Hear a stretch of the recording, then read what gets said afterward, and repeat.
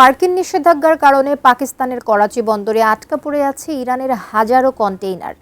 এরপরই বন্ধু দেশ ইরানের দিকে হাত বাড়িয়ে দেয় পাকিস্তান। তেহরানের জন্য 6টি করিডোর উন্মুক্ত করার পাশাপাশি একটি গুরুত্বপূর্ণ বিকল্প বাণিজ্য পথ তৈরি করে দিয়েছে ইসলামাবাদ। প্রশ্ন হচ্ছে, এই পরিস্থিতির মাধ্যমে কি বদলে যেতে পারে পাকিস্তানের অবস্থান? বিস্তারিত সাদিয়া সিদ্দিকার রিপোর্টে।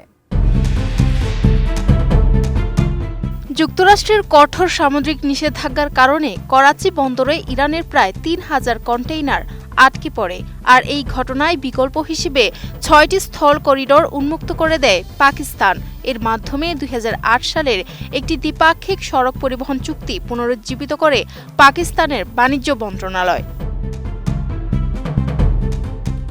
স্থলপথ ধীরগতির ও ব্যয়বহুল হলেও খাদ্যশস্য, ভোগ্যপণ্য ও পরিশোধিত জ্বালানি আমদানির জন্য এটি ইরানের বড় লাইফলাইন। এই কাঠামোর আওতায় ভারতের পণ্য ছাড়া তৃতীয় কোনো দেশের পণ্য পাকিস্তান হয়ে ইরানে প্রবেশ করতে পারবে। ইরান এখন সংযুক্ত আরব আমিরাতের জেবলি আলী বন্দরের উপর নির্ভরতা কমিয়ে পাকিস্তানের সমুদ্র বন্দরগুলোর দিকে মনোযোগ দিচ্ছে। উন্নত মানের কাঁচামাল, আরআইএল অ্যাঙ্গেল এন্ড চ্যানেল। এখন কাঠের দিন শেষ, আরআইএল এর বাংলাদেশ।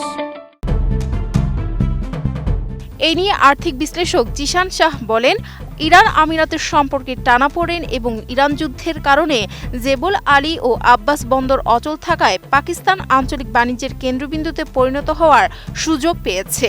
এই রুটগুলো পরবর্তীতে ভারত, ইরান, মধ্য এশিয়া ও রাশিয়াকে সংযুক্তকারী ৭,২৪২ কিলোমিটার দীর্ঘ আন্তর্জাতিক উত্তর দক্ষিণ পরিবহন করিডোরের সঙ্গে যুক্ত হতে পারে। পাকিস্তানের এই সিদ্ধান্ত ট্রাম্পের সর্বোচ্চ অর্থনৈতিক চাপের নীতিকে দুর্বল করছে বলে জানিয়েছেন বিশ্লেষকরা। মার্কিন প্রেসিডেন্ট ডোনাল্ড ট্রাম্প জানিয়েছে, তিনি বিষয়টি জানেন এবং পাকিস্তানের নেতৃত্বের প্রতি তার সম্মান রয়েছে।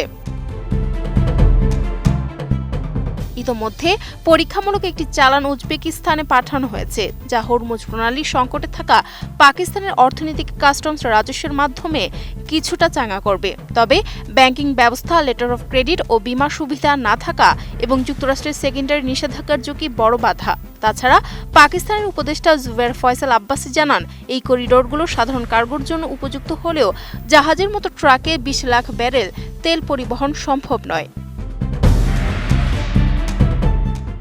জাতিসংঘের তথ্য অনুযায়ী সংকট কেটে গেলেও বিকল্প লজিস্টিক সিস্টেমে অভ্যস্ত ব্যবসায়ীরা হুট করে পথ ত্যাগ করতে পারেন না।